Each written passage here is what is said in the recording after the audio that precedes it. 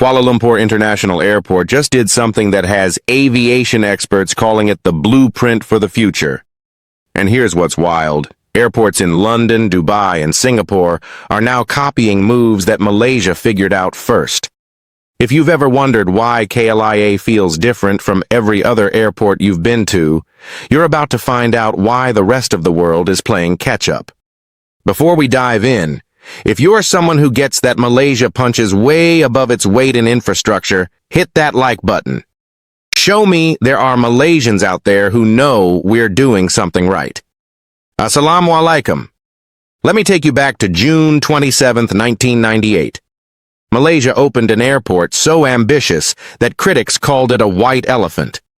The Asian financial crisis had just devastated regional economies. Airlines were cutting routes. Passenger numbers were plummeting. And here we were, opening this massive airport with an actual tropical rainforest growing inside the terminal. Not a few potted plants in the corner. Not some decorative green wall. A living, breathing forest with trees that would eventually reach 20 meters high. That's the height of a 6-story building. The man behind this vision was Kisho Kurokawa, a legendary Japanese architect who brought something completely new to airport design. He called it airport in the forest, forest in the airport. Remember that phrase, because you're going to hear it again. In 1998, this concept seemed bizarre. Today, it's everywhere. Think about what airports looked like back then. You've been in them. Cold steel, harsh fluorescent lights, endless corridors that all look the same. The kind of place designed to process you as quickly as possible and send you on your way. Nobody wanted to spend time in an airport. Airports weren't destinations. They were necessary evils. Kurokawa had a radically different vision. His philosophy was called symbiosis, the idea that nature, technology, and culture should coexist, not compromise with each other, not compete, coexist. He looked at Malaysia's tropical climate and asked a question nobody else was asking. What if we didn't fight against nature? What if we showcased it? Walk into KLIA's satellite building today and you'll find the jungle boardwalk. 970 square meters of actual rainforest, over 3,600 trees, 39 different plant species, all transplanted from the jungles of Sepang. There's a cascading waterfall, wooden boardwalks where you can stroll between gates. Birds and butterflies fly through the space. Because here's the thing, the forest isn't sealed in glass. It's open to the air. It breathes. The trees had to be selected carefully. No fruit-bearing species that would attract too many birds. No flowers that would cause the same problem. You can't have flocks of birds near active runways. But within those constraints, KLIA created a real ecosystem. And it's been thriving for over 2 decades. When the Jungle Boardwalk opened in December 2009, the trees were barely taller than the average person. Today, 20 meters. The roots don't even touch the ground. Everything grows in elevated containers 2 meters above the concrete. This is engineering married to nature. This is what Kurokawa meant by symbiosis. But wait until you hear what happened next. Fast forward to 2019. Singapore opens Jewel Changi Airport. The architectural world loses its mind. A 40-meter indoor waterfall, the world's tallest. 22,000 square meters of forest valley.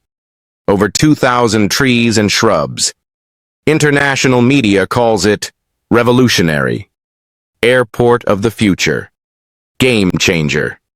Here's what they don't always mention. Malaysia did this 21 years earlier. Not as flashy, perhaps. Not with the same budget. But the core concept, bringing a forest into an airport terminal, that blueprint was drawn in Kuala Lumpur in 1998.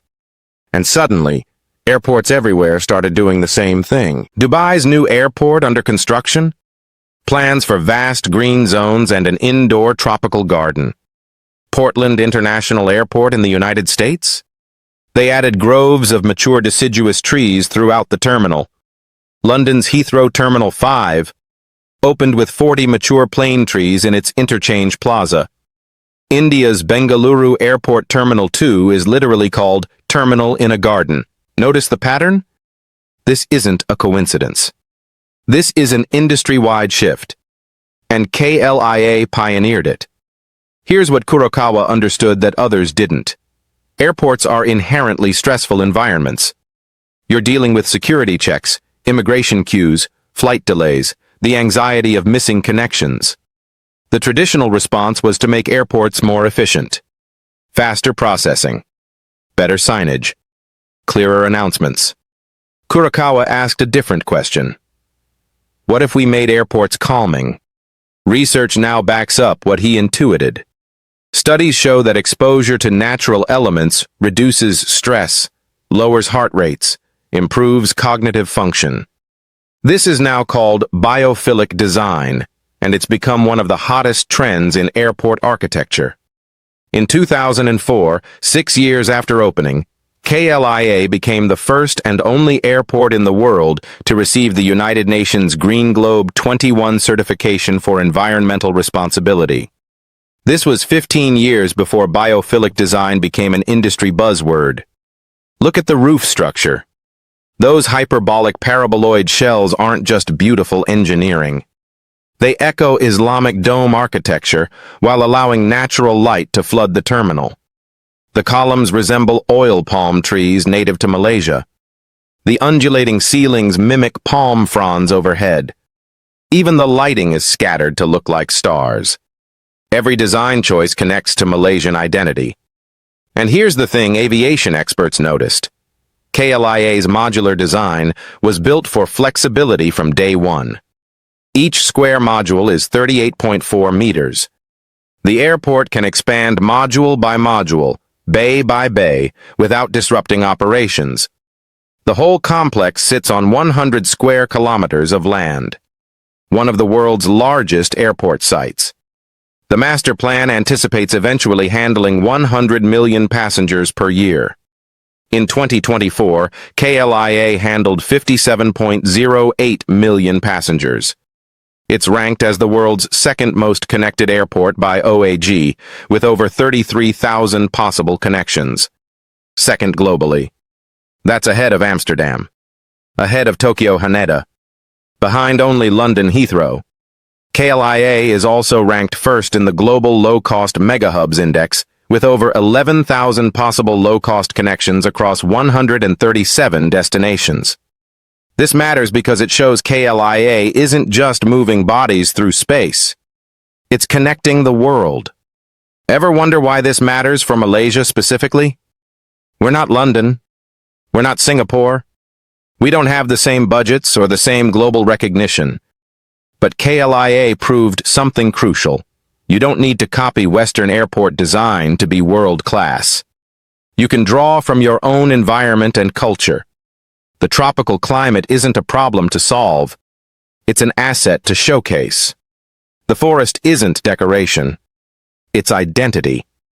In November 2024, KLIA was named Large Airport of the Year by the Center for Aviation. The citation specifically mentioned exceptional connectivity performance, commitment to infrastructure development, and flexibility in servicing both full-service and low-cost airlines. KLIA's Terminal 2 was voted Best Terminal for Low-Cost Airlines in Southeast Asia and 7th overall in the world by Skytrax. These aren't participation trophies. These are global aviation industry awards recognizing that Malaysia got something fundamentally right. Many Malaysians still don't know about the Jungle Boardwalk. A TikTok video in 2023 showing the forest went viral because locals were amazed. Wait, this is in KLIA? Yes. It's been there since 2009. Open every day from 7 a.m. to 7 p.m. Free of charge. You just need an international boarding pass to access the satellite terminal.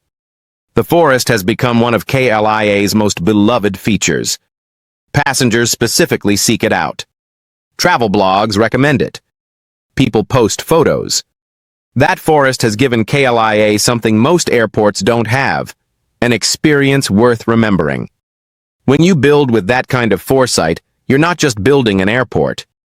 You're building a blueprint. And this is where it gets really interesting. Because the aviation industry is notoriously slow to change. Airports take decades to plan and build. Design trends don't move quickly. But when you look at major airport projects from the past decade, the language keeps appearing. Connection to nature. Bringing the outside in. Passenger well-being through green spaces. These weren't priorities in the 90s. KLIA made them priorities. Transport Minister Anthony Loke announced in December 2024 that plans to expand KLIA are in the pipeline. The proposal includes increasing Terminal 1 capacity from 30 million passengers per annum to 59 million. Terminal 2 from 45 million to 67 million. The infrastructure is ready. The vision was always there. KLIA's story reminds us that Malaysia has consistently punched above its weight in infrastructure. We built the Petronas Twin Towers, once the world's tallest. We built the Penang Bridge, once Southeast Asia's longest. We built an airport with a forest inside when everyone thought we were crazy. And now, everyone's doing it. So here's what world-class airports figured out. Copying KLIA's blueprint isn't just about adding plants. It's about understanding that airports can be more than transit points. They can reflect local culture.